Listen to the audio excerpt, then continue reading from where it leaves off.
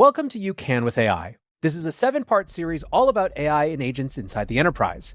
Part exploration, part blueprint, our goal is to provide insight from the ground level around how AI is transforming organizations and the challenges it takes to fully take advantage of those changes.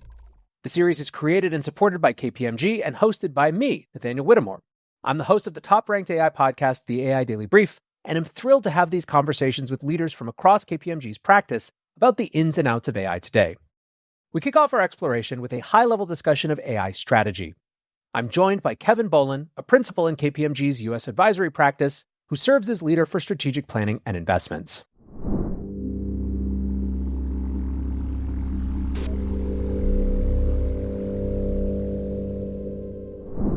Kevin, welcome to You Can with AI. How are you doing? Great, Nathaniel. Great to be here. Thanks for having me. Yeah, this one is going to be super fun. This is our kickoff episode. It sets the framework and a tone for everything. No pressure, of course. But we're talking about AI strategy, which is a sort of a big, probably overly burdensome term in some ways. But we're going to really dig in and try to understand what that means, how companies and executives that are listening to this can think about strategy. But before we get into all of that, I would love for you to just provide a little bit of the context that you're bringing to this, what you're spending kind of day in, day out thinking about, and how you're interacting with AI. Yeah, no, I mean, certainly KPMG's, not immune to this, right? So we're living through this transformation just like everybody else. So in my role, I oversee the AI transformation for our advisory practice. And for us, that means both figuring out how we're best going to enable and support our clients through their transformation, as well as how do we serve as client zero in that transformation by applying these same thinkings and approaches and technologies to ourselves and our own workflows moving ahead. So we've got a lot of strategic questions we're asking ourselves about the future of professional services and how that changes with AI, as well as how we're going to lean into that from a client support standpoint. And then prior to KPMG, I spent 7 years at Clay Christensen's firm studying disruptive innovation and helping clients navigate those types of changes. So, this has kind of been in my blood and DNA. I've been prepping for this moment for the last, 17 years of my life. So really excited to be living through it now. Awesome. All right. So let's start very broad. We're talking about AI strategy, but what do we mean when we say AI strategy? No, I think it's a fair question. And I think what we're working with clients through right now is a question of, have you created a strategy for AI, or have you rewritten your organizational strategy in light of AI, right? And I think those are two different questions. I think early on when AI dropped, well, I should say the generative AI phase of AI dropped a couple of years ago and kind of woke everyone up to this trend, all of a sudden you had very reactive responses, right? So it started off pretty casual, drops over Thanksgiving in the US, and there's some novelty effect to this, but then people start to question what's the business potential here. And you got some very low hanging fruit, reactive kind of responses, ranging everything from this is scary, shut it down, to, what are some of the potential near-term cost savings? It wasn't the most thoughtful response though, right? I don't think it could have been at that time. You had a leadership team that wasn't ready for it. The world hadn't seen this type of scale happening all at once, where it's available to every function globally, everywhere. So I think they were trying to react to, what does this mean for the business long term? I think what you're seeing now is a migration from that reactive approach to a much more strategic and thoughtful approach, looking at the facets of this relative to the business model, right? So it's not just an operational consideration. We're thinking more long term. How do we think about the value proposition? How do we think about how this changes our interaction with the way we serve and connect with customers? How do we think about our own, value narrative internally? And how do we respect and respond to our employees' questions around AI? So it's a much more holistic response, but that also is intimidating, right? Because when you start to unpack the scale of it, it's pretty colossal. Yeah, I think that's it's a really interesting observation that just almost by the sheer scale of impact demands that it implicates the entire business strategy, not just, to view this as sort of a new phenomenon or a new software category to consider. Correct. It's not as if, most organizations were already great at strategy and they're just now applying that lens and capability to this. There's a lot of firms like ours and competitors like ours who help organizations think through strategic implications because they lack that muscle internally to do it. And now you're just challenging every organization, whether they have that capability or not, to suddenly rethink, very material phases and parts of their business. Given how extensive this sort of strategic need is, right? Given how many different parts of the organization it implicates, What are you seeing in terms of how people are actually structuring their approach to strategy? How centralized is it versus bottom up versus hub and spoke, or is it some kind of combination of all of the above?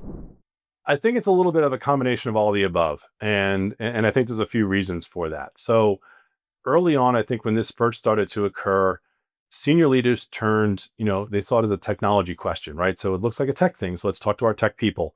And they kind of became potentially the de facto starting point for organizations that might have had an innovation group established internally or a strategy group established internally. They might have brought them into the conversation as well. So you had a little bit of a foil between the technology and the strategy thinking coming together. And in some organizations, they simply turned to the person they thought had the right kind of brain for this. So a COO, a CMO, something of that nature, where people are just saying, who has the bandwidth and ability to think more expansively about this? And they turned to the kind of people on their team that they trusted with those types of questions. I think the other tension that you're experiencing now is this notion between the bottoms up and the tops down. And you alluded to this a minute ago. Early on, because this was available everywhere all at once, and unless the organization did shut off the IP addresses, employees were doing a ton of mass grassroots innovation, right? Trying this out, trying to make their personal daily lives a bit better through AI, right? A colleague of mine calls it the elimination of the soul crushing part of your day, where you just ask it to do the stuff you don't like it to do and see how well it does. That bottoms up is great from an engagement and employee activation standpoint. The challenge it creates is you don't really know what's happening and you don't know what's the best of. And so some people can be really great at that and other people are really inefficient at that. And it's actually decretive to their overall value. So how do you start to surface and socialize and share the best of those experiments going forward? And there were some limited efforts to try and do that. Where I think organizations are pivoting now is more of a command and control tops down approach, where we know AI is better for these types of functions. We know there's additional value to be captured here. So we're going to start to be more directed in telling our people what we're expecting them to be doing in these spaces. And that balance between, hey, I had the freedom to do this on my own versus I'm being told what to do is creating additional tension in the organization right now. Yeah. And it sounds like the argument, though, which I think is really salient, is that some amount of that shift to a more top-down command and control approach is simply based on the natural evolution of having more confidence and understanding of how AI can work and benefit so that it's not as reliant exclusively on bottoms up experimentation, right? So it's not a value shift away from bottoms up to top down. It's a byproduct of the learning that's happened over the past couple of years. Completely agree. And I think the healthiest organizations are the ones that are finding the right balance between those two, right? Because you do want the people that are closest to the problem statements to still have the degrees of freedom to bring that creativity and that insight to the exploration and experimentation going forward. But you also want to start to drive some of the tops down where the adoption may be more passive or people aren't recognizing or not exposed to the true greatest capabilities that are here. So how do I start to direct that by baking it directly into the workflows and the tool sets that they're using every single day? I think what organizations need to manage, though, is that's a portfolio-based approach to AI deployment. And a lot of organizations struggle with really understanding and constructing a dynamic way to model and understand all the different efforts they have in their portfolio. Because regardless of whether it's bottoms up or tops down, the reality is there is cost associated with this. And so if you don't start to have an understanding and visibility into how you're leveraging this and are you getting the greatest utility out of it, eventually someone's going to come along and say, hey, wait a minute, this ROI isn't looking good and let's pause on all these efforts. And I think that would be a dangerous position to find yourself in. Yeah, I mean, this is one of the great challenges for companies is that they are racing to just do pivot, kicking the can down the field on sort of understanding whether the doing, how exactly the doing is impacting. And obviously that it almost creates sort of ROI debt in terms of or ROI strategy debt. But I wanted to ask another question that relates to some of the shift that's happening in how strategy is deployed.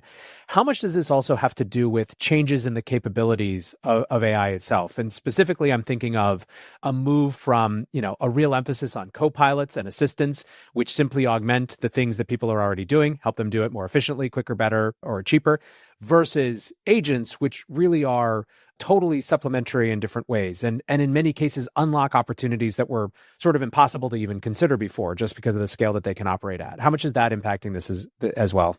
No, I don't think you can understate, how much that's impacting it. And I think it creates a couple of different tension points, right? So one is I have to acknowledge my strategy is now much more fluid than I would have liked it to be before, right? So organizations, if they had a strategy process, would typically have some sort of a short term and like a 3 to 5 year outlook, and they wouldn't go much beyond that because it's just too difficult to predict.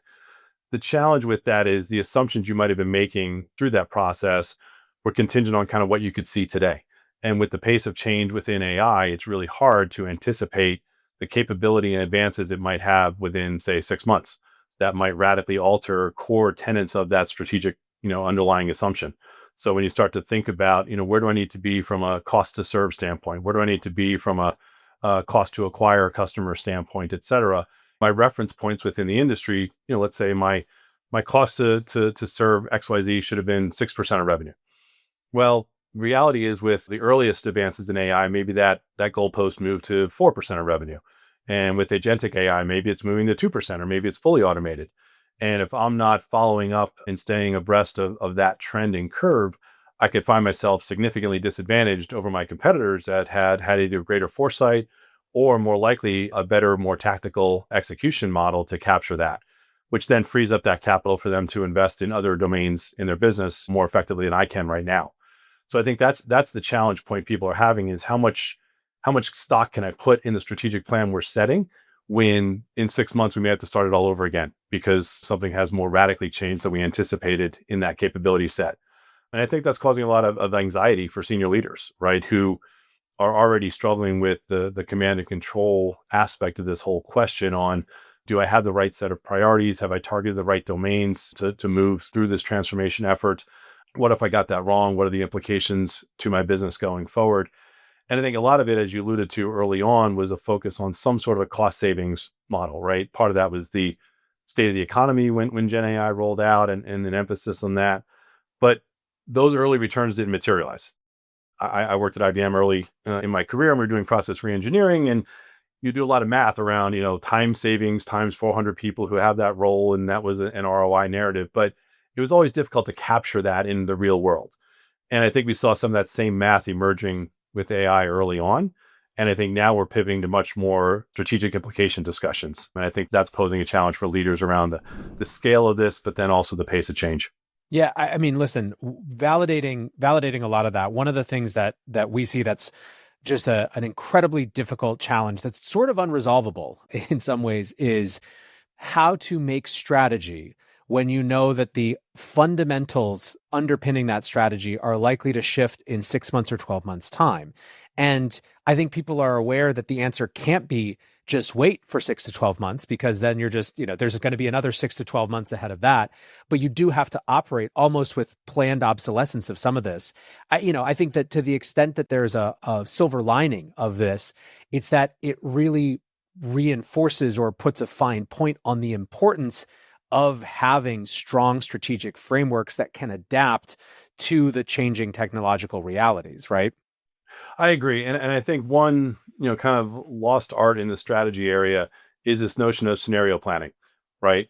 Some organizations, might have leaned into it occasionally here and there, but it was more of a thought exercise. I think what you have to start to embrace now with AI, because of the unpredictability of what the next round of capabilities are going to release or the pace at which those capabilities will advance, I think you really have to start to look at scenario modeling in a much more critical and thoughtful way than you were doing before. Because I think there is both to your point, the need to do near-term action, right? I can't get analysis paralysis where I just freeze and say, well, let's see, where does this land? Because this notion of transformation that we've all lived with for many years, mostly tech-driven, is implied in the name. We're moving from one steady state to a different steady state. And the phase in the middle is the transformation phase where we've got to manage change, et cetera.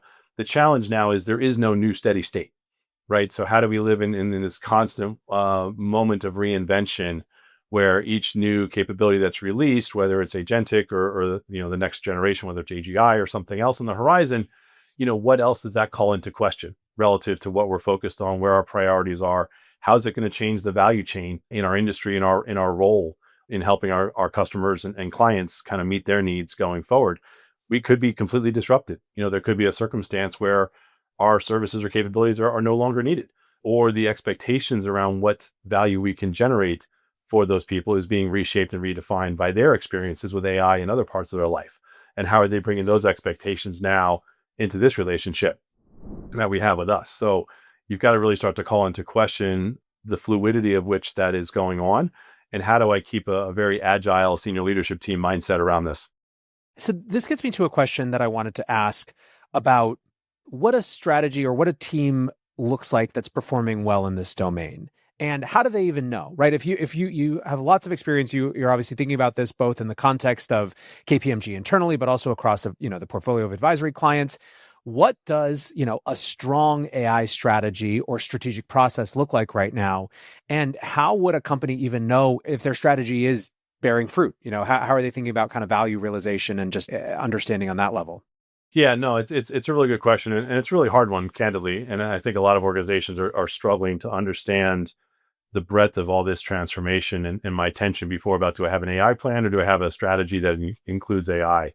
So, I mean, a few of the dimensions that we look at is there's some foundational questions you have to have, right? So the impact of AI is first and foremost limited by your ability to use AI, right? So we start to think about, do I have the right data? Do I have the right technical infrastructure? Is that fit for purpose given where this is trending over time? And a lot of organizations are discovering it's not, right? So before I can even discuss the strategic implications and impacts that AI is going to have, I have to look at whether or not I can even use it at its full breadth of capability.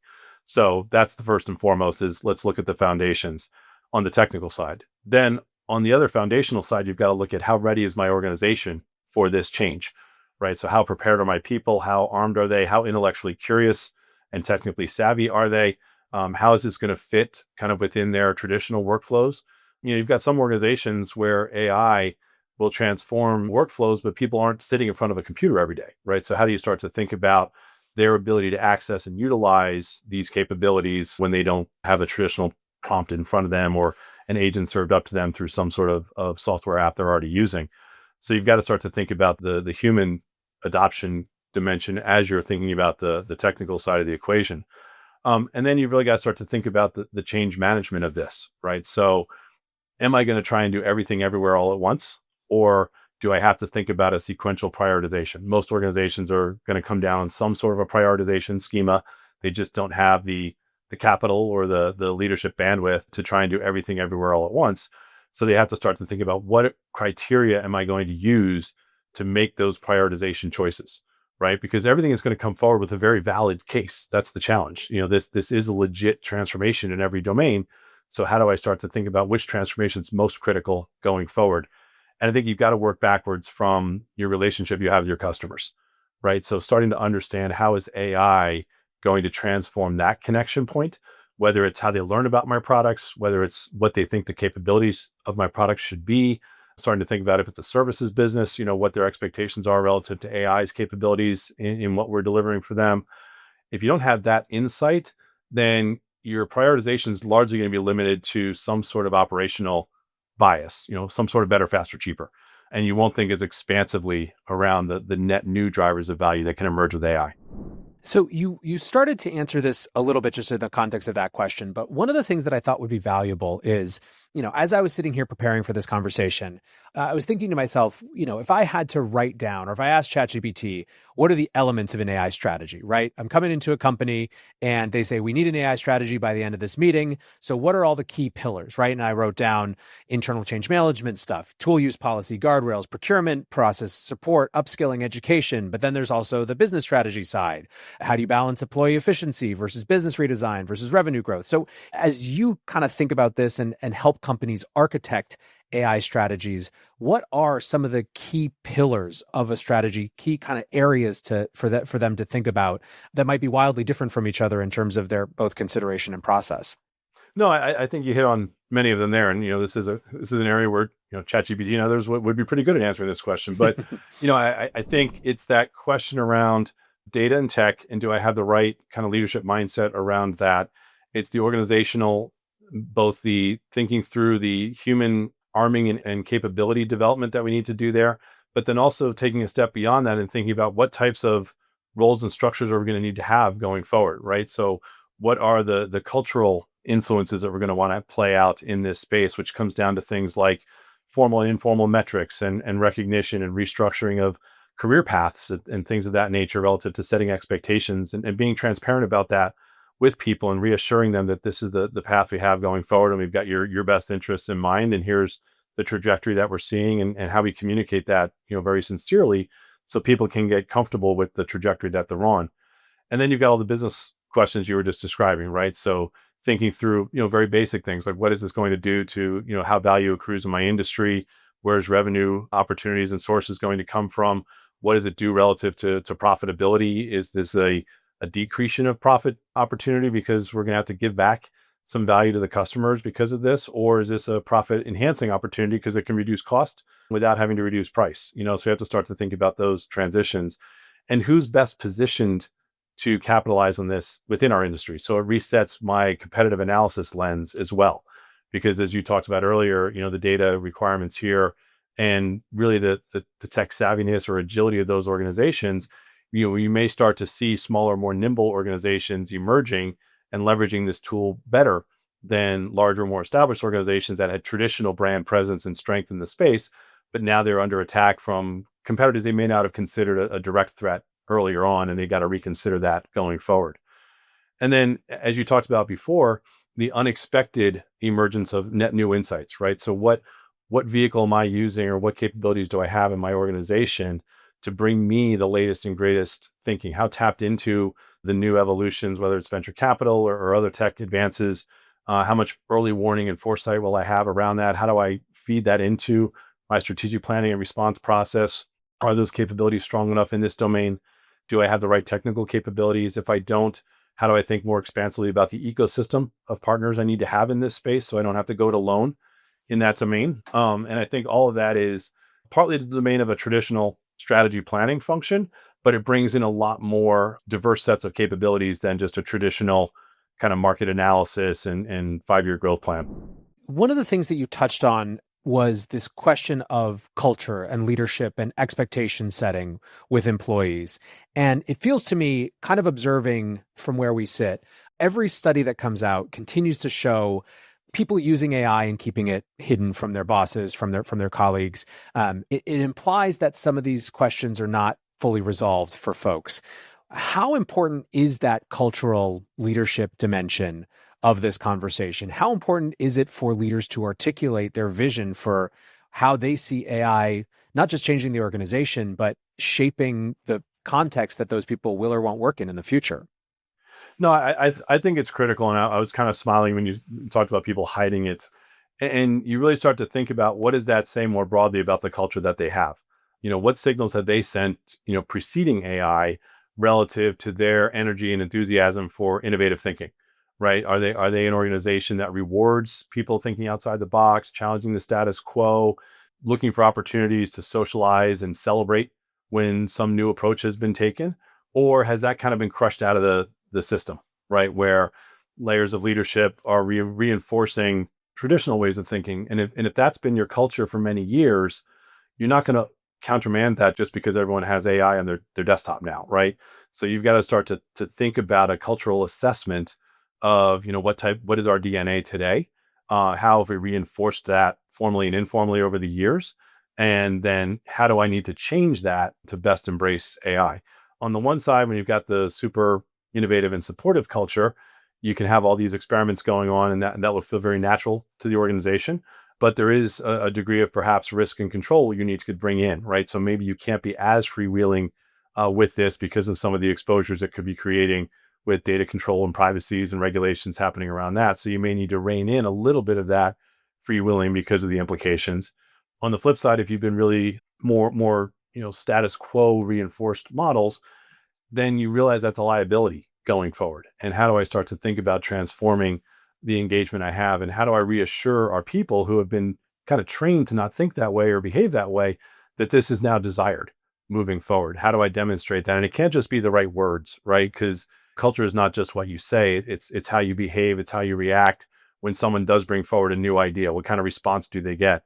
What happens to their career path? If they're a constant change agent and agitator for change in this space, are they given opportunities to expand that influence, or are they kind of maligned over to a side role somewhere else because it's just not accepted here. So I think organizations have to be really sensitive to that, because the employees, again, they're not just experiencing AI from how your organization is giving it to them, they're experiencing it in their personal life as well. So they know what the potential is. They have their own views and thoughts on where this is going to affect the industry and their roles. And they're going to start to act on that, whether you give them the freedom to do it internally or if they have to find an alternate place to express that thinking. If you could reorient the thinking, the sort of a core assumption that a lot of executives or leadership teams make when it comes to AI strategy in a fundamental way, what would it be? Oh, that's a good question. I think part of it is the assumption that somehow we've got this right. That we figured AI out. We know where the pools of value are, and we're just going to get after that. If you allow yourself to fall into that sense of complacency, that's a pretty dangerous spot to be in, and pretty narrow in your thinking. I think leaders now more so than most times really have to be introducing outside points of view into their conversations, and sourcing new challenges to their thinking in this model, and they've got to get really good at that. I think they also have to rethink the time horizon for this change. When you start to think about what we're experiencing today, it's still in its infancy. So while the technology and the capability is dramatically inspiring, and it's just only going to get better, and the business models to fully embrace that technology haven't really been scaled yet. So we've started to see people bring this capability into their traditional models, but we really haven't seen the net new emergence of kind of AI native business models in this space. We're starting to see some early experiments in that space. We're seeing some interesting indicators in certain industries about what the potential is going to be. But I think, much like the early days of the internet, when you were doing your dial up on 2400 modems and stuff, you can't necessarily envision the trajectory it's going to take or how transformative it's going to be yet. And I think if we start to assume that we've seen this iteration and we can plan for this, then we're going to miss out on the emerging both threats or opportunities that are coming as this transforms. I think it's super salient advice and sort of a great place to conclude, honestly. But as we wrap this up, are there any parting thoughts, last things that you really want people who are listening to sort of take away as relates to AI strategy?